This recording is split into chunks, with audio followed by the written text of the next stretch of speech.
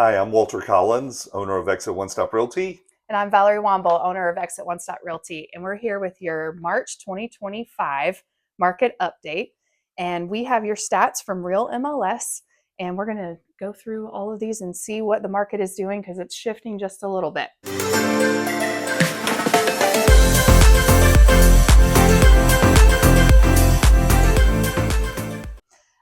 Our absorption rate right now is at about 4.5%, which means we have about 4.5 months of inventory. And Walter can explain what that means to us as we're shifting into what we call a buyer's market.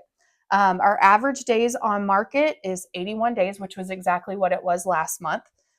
In the month of March, we sold 1,800 homes, which is down about 13% from this time last year. We put under contract 2,200 homes, which is down about 15%. Active listings right now in Real MLS, we have 10,745 active listings, and we took on new listings for the month of March. We took on 3,748 new listings. So we sold 1,800 and we took on 3,700. That was the big numbers that we looked at for this month. Walter, what does all that mean for the consumer? Well, and it makes sense why the days on market now is approaching 90 days. Our absorption rate is approaching 5 months. And you said the shift, and it's pretty known out there that once we hit 5+ months of inventory available, that becomes a buyer's market. And we're starting to see that. Right. The homes that are sitting a little longer. I was on a phone call recently with some other brokers. I was listening in, and they were talking about what they're seeing is the homes that are in really great condition, top to bottom, move-in ready, nicely updated, still selling pretty quick. Yep. Homes priced very aggressively, still selling pretty quick. Everything else is taking a few months. And I think there's a combination of, we have a lot of buyers that are sitting on that fence. Yeah. And the rates still aren't quite where they need to be.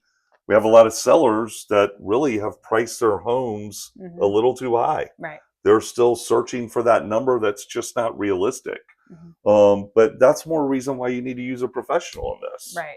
Yeah, and I think that what I'm seeing too is with the rates, they're kind of up and down a little bit, but they're staying about where they were and where they are. And this time last year, the thing was, oh, we're going to wait for rates to go down. We're going to wait for rates to go down. Well, they didn't go down. And so all those sellers that were sitting waiting for rates to go down, there's reasons that people have to move, jobs, lifestyle changes, family, all of those things. And so all those people that were waiting are like, okay, it's not changing. So we're going to put our house on the market and we're going to go ahead and find what we want. Because like we've said in the past, if rates do drop, prices are going to go up.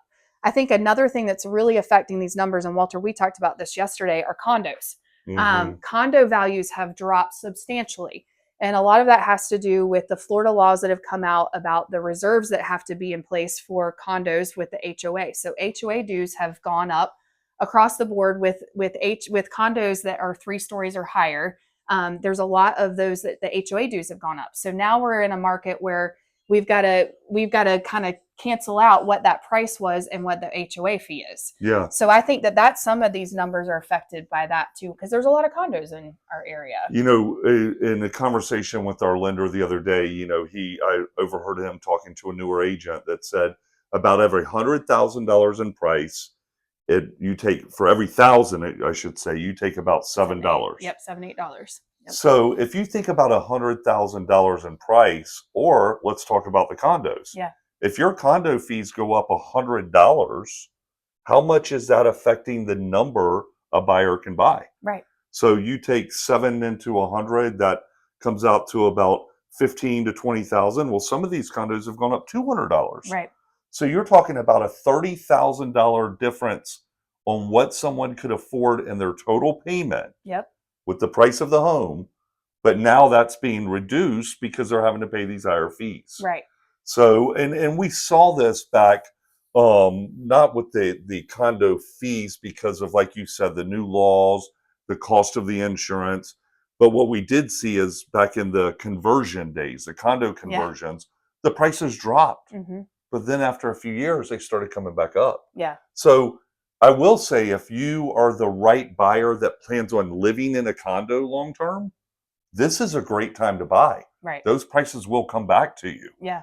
But if you're looking for just a temporary solution, condo might not be the best Right. route to go. Right. And if you're like a first time home buyer that's looking at those condos that are in that 2 to 300,000 price range, that's affordability is a problem too, because you could be approved for 250, but if your condo dues are 500 a month, that takes you out right Oh yeah, there. you're back down to a 200 price point. Exactly. So, but like Walter said, I do think that there are opportunities to purchase condos right now and get a really good deal if you can sit on it for a while. So that's another option that we can sit down and kind of educate you on and talk a little bit more about that.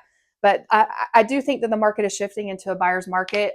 We're starting to see prices kind of settle out, starting to see a few more short sales. I actually got one under contract yesterday. So it's just, there's a lot of funky things going on, but there's also opportunities for buyers to get their closing costs paid. And because even with this short sale, the seller's willing to pay the closing costs, actually the bank is. So there's all kinds of things that A lot of programs out right now yeah. to incentivize. You know, banks don't make money without Right. letting people borrow it. Yep, So exactly. you know they're looking for ways to help promote that as well. So give us a call. We'd love to help you.